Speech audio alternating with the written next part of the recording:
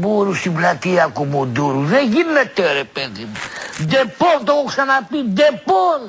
Φέρτε μου ασπιρίνες, κοκοράκια, αλγόν, καλμόλ, για ελέφαντα, το κεφάλι μου ρε.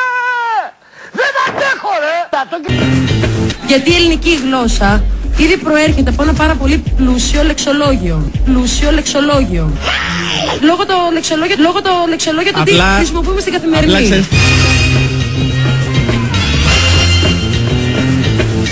Αυτά είναι όνειρα πατηλής νυχτών.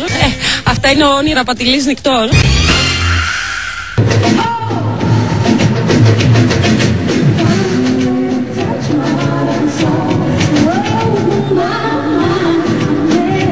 Είναι εκεί η Ελένη.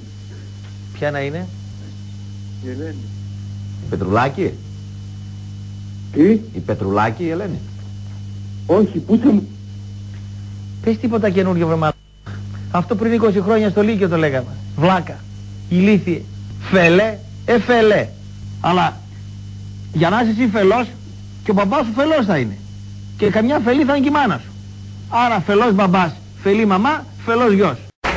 Ποιος είσαι εσύ Κάτμα? Μου είχε λείψει αυτό. Είναι ο αγάλμενος. Ο αγάλμονας. Μήπως είναι ο αγαμέμνονας? Αγάλμανος. Έχεις μπερδευτεί γιατί νομίζω ότι είσαι άγαλμα. Αγάλμανος. Ο αγαμέμνονας παιδί μου είσαι. Λοιπόν. Αυτός είναι.